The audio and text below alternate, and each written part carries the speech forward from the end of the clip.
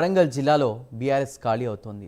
ఒక్కొక్కరు కారు దిగి వెళ్లేందుకు రెడీ అయ్యారు. ఇప్పటికే సగం మంది నేతలు కాంగ్రెస్ కండువా కప్పుకున్నారు. ఇక ఎమ్మెల్యేలు, ఎంపీలు, కార్పొరేట్ చైర్మన్లు, స్థానిక ప్రజా ప్రతినిధులు హస్తంగూటికి చేరుకున్నారు. ఇప్పుడు ఎమ్మెల్సీల వంతు వచ్చింది.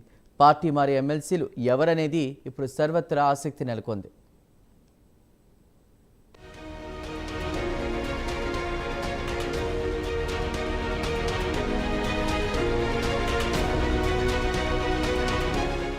ఒకప్పుడు బీఆర్ఎస్ కు ఉమ్మడి వరంగల్ జిల్లా కంచుకోట. ఉద్యమం ఉవ్వెత్తున ఎగిసిపడింది కూడా ఇక్కడి నుంచి. పార్టీ ఆవిర్భావం నుంచి 2023 వరకు కేసీఆర్ కు తిరుగులేని ఆధిపత్యం సాధించారు ఈ జిల్లాలో. 2 పర్యాయాలు అధికారంలో ఉన్న బీఆర్ఎస్ జిల్లాలో తన హవా కొనసాగించింది. తనకు తిరుగు లేదనే విధంగా వ్యవహరించారు నేతలు. అధికారం కోల్పోవడంతో ఇప్పుడు సీన్ మొత్తం రివర్స్ అయ్యింది. అసెంబ్లీ, పార్లమెంట్ ఎన్నికల ఫలితాల్లో పాలిటిక్స్ మొత్తం చేంజ్ అయ్యాయి. ప్రస్తుత పరిస్థితుల నేపథ్యంలో ఎవరు కారులో షికారు చేసేందుకు ఇష్టపడడం లేదంట. దీంతో కారు దిగి కాంగ్రెస్ కండువా కప్పుకునేందుకు క్యూ కడుతున్నారు. ఇప్పటికే రాష్ట్ర వ్యాప్తంగా 10 మంది ఎమ్మెల్సీలు బీఆర్ఎస్ ను వీడి కాంగ్రెస్ లో చేరనున్నారనే ప్రచారం జోరుగా సాగుతోంది. అందులో ఓరుగొల్లు నేతల పేర్లే ప్రధానంగా వినిపిస్తున్నాయి. ఇప్పటికే వరంగల్ జిల్లాకు చెందిన 3 నేతలు పార్టీ మారుతున్నారనే చర్చ నడుస్తోంది. రీసెంట్ గా మండలి vice chairman Banda Prakash CM Revanth రెడ్డిని కలవడం ఉమ్మడి జిల్లాలో హాట్ టాపిక్ గా మారింది. ఇదే వరుసలో మరో ఎమ్మెల్సీ బసవరాజ్ సారయ్య కూడా ఉన్నారనే ప్రచారం జోరుగా జరుగుతుంది. దీంతో వరంగల్ బీఆర్ఎస్ లో కలవరం స్టార్ట్ అయినట్లు చర్చ సాగుతోంది.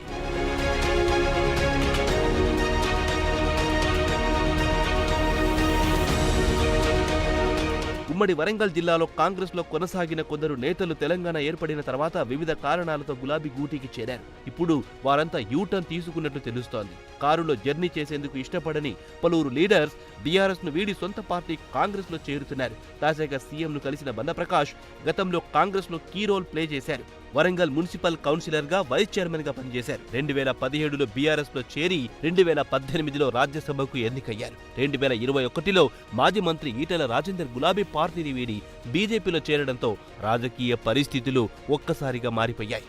ముదిరాజ్ సామాజిక వర్గానికి చెందిన ఈటెల బీఆర్ఎస్ నుంచి బయటికి వెళ్లిపోవడంతో దిద్దుబాటు చర్యలు చేపట్టింది.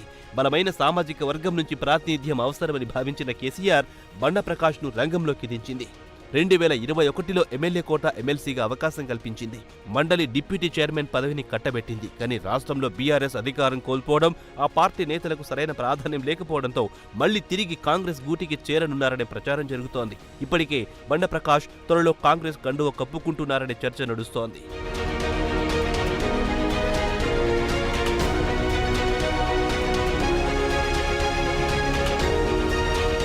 బండప్రకాష్ తర్వాత నెక్స్ట్ ఎమ్మెల్సీ బసవరాజ్ సారయ్యే ఉన్నట్లు తెలుస్తోంది. కాంగ్రెస్ తోనే రాజకీయ ప్రస్థానం స్టార్ట్ చేసిన బసవరాజ్ సారయ్య వరంగల్ తూర్పు నియోజకవర్గం నుంచి 3 సార్లు ఎమ్మెల్యేగా గెలుపొందారు. బీసీ రజక సామాజిక వర్గానికి చెందిన ఆయన 2016లో బీఆర్ఎస్ కండువా కప్పుకున్నారు. 2020లో గవర్నర్ కోట ఎమ్మెల్సీగా ఎన్నికయ్యారు. రాష్ట్రంలో పొలిటికల్ ఈక్వేషన్స్ మొత్తం చేంజ్ కావడంతో కొంతకాలంగా బసవరాజ్ సారయ్య పార్టీ మారుతున్నారనే ప్రచారం జరుగుతోంది.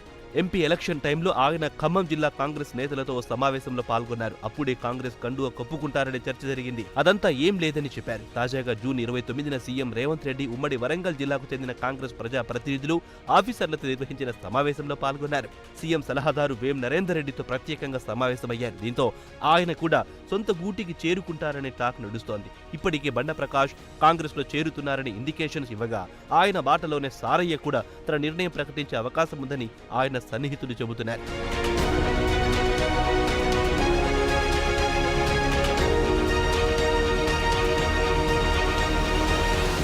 కేసీఆర్ నమ్మకస్తులే ఆయనను నత్తేత ముంచేస్తున్నారు. పార్టీ వీడొద్దని ఫామ్ హౌస్ కి పిలిచి బుజ్జగించినా వినడం లేదు. ఎంపీ ఎన్నికల ముందు స్టేషన్ గన్పూర్ ఎమ్మెల్యే కడియం శ్రీహరి కాంగ్రెస్ లో చేరారు. మరో 2 కీలక నేతలు పార్టీ మారుతుండటంతో గులాబీ నేతల్లో గందరగోళం మొదలయ్యింది. ఈ ఇద్దరి తర్వాత మరో ఎమ్మెల్సీ హస్తం గూటికి చేరేందుకు రెడీ అవుతున్నట్లు సమాచారం. వరంగల్ జిల్లాలో బీఆర్ఎస్ ను ఖాళీ చేయడమే లక్ష్యంగా కాంగ్రెస్ పనిచేస్తున్నట్లుగా చర్చ సాగుతోంది.